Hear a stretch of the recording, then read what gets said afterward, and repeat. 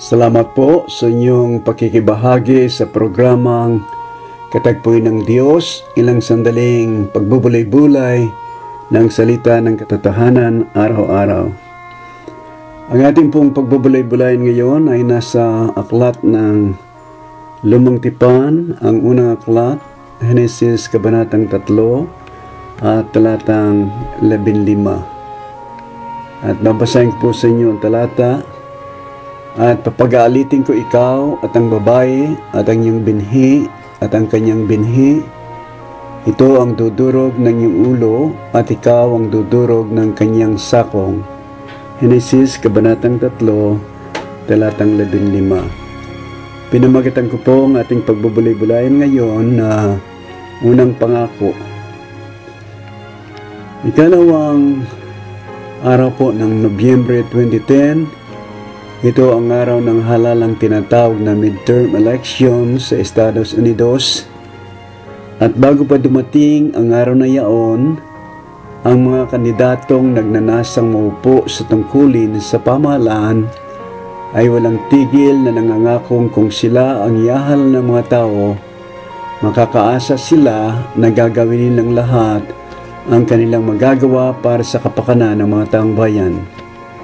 Ngunit hindi kaila sa atin ang ganitong kasanayan na ng mga politiko, ang mga ngakong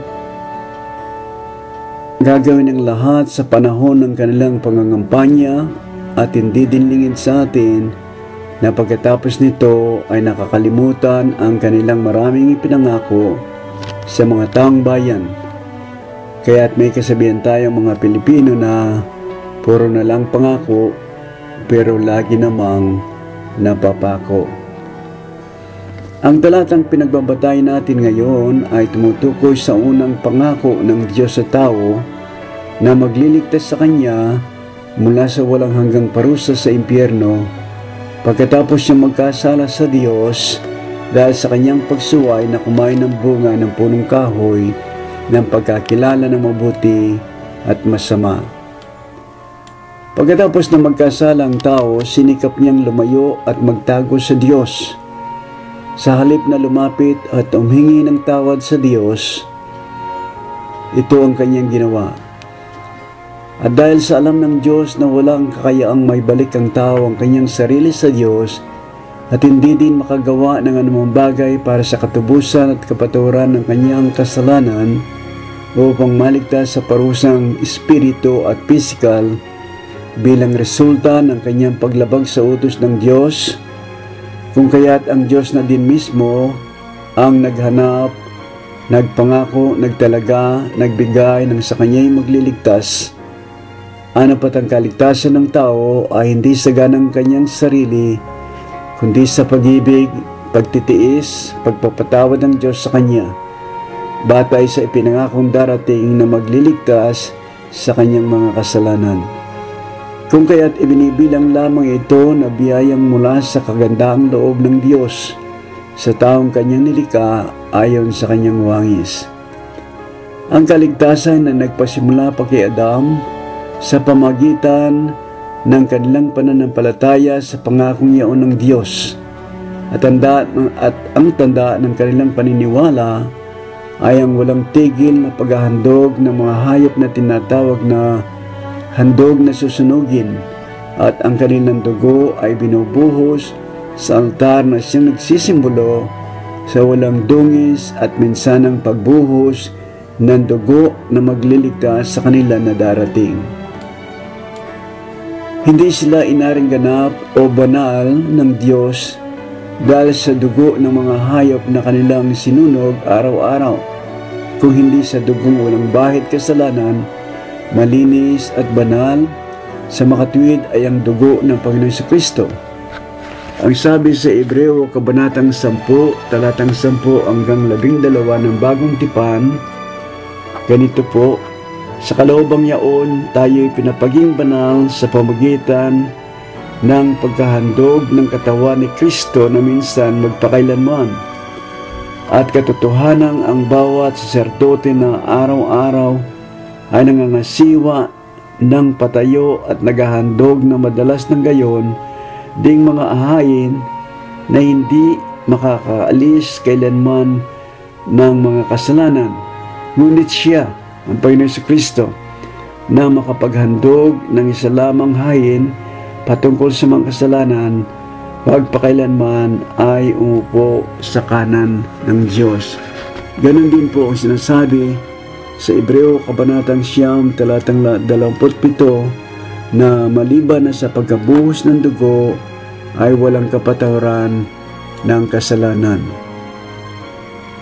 Iisa lamang ang daan ng kaligtasan ng tao.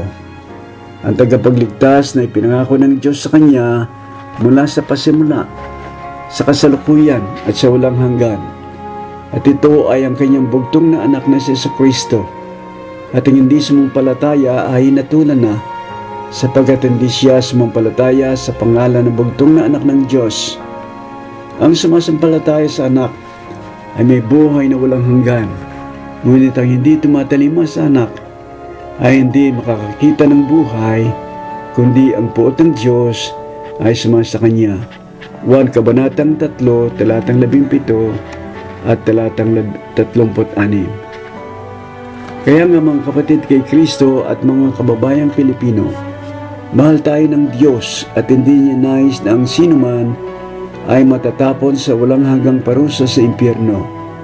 Dangan nga lamang kailangan tayong magsisi at andang tumalikod sa mga kasalanang ating pinagsisisihan at umingi ng tawad sa Diyos at tayo patatawarin. At nakahandang mamumuhay sa kabanalan at kalooban ng Diyos araw-araw pagkatapos nating ilagak ang ating personal pagtitiwala na si Jesucristo lamang ang paraan ng Diyos sa ating kaliligtas at buhay na walang hanggan, sapagkat walang ibang pangalang ibinigay ang Diyos sa silong ng langit na sukat nating kaligtas maliban ang pinangalanang Jesus na magliligtas ng mga kasalanan ng kanyang bayan. Mga Gawa Kabanatang 4, talatang 12, Mateo Kabanatang 1 at talatang 21. At kung sino man magtitiwala sa katotohanan nito ng salita ng Diyos, ay walang salang magtatamo ng kapatawaran ng kanyang kasalanan at mabibigyan ng karapatang matawag na mga anak ng Diyos, at kung anak ay tagapagmana nga sa pamagitan ng Diyos. Tayo manalangin. Amang Diyos na nasa kaitaasan, salamat po ng marami sa ipinangakong magliligtas sa aming mga kasalanan, na nagkaroon ng katuparan nito sa pagkakatawang tao ng Panginoon Jesucristo na siyang naging daan ng aming kaligtasan. Nawa po tulungan mo ang aming mga kababayang Pilipino na mga mulat sa katotohanan na si Jesus na anak ng Diyos lamang ang tanging makapagliligtas sa kanila upang sila ay magkaroon ng buhay na walang hanggan sa piling niya at maging kabahagi sila sa banal na kaligtasang magbabago sa kanilang mga buhay. At sa pangalan po ng aming Panginoon Jesucristo, hihiling namin na may pagpapasalamat ang lahat ng ito. Amen. Pagpalain po kayo ng Diyos.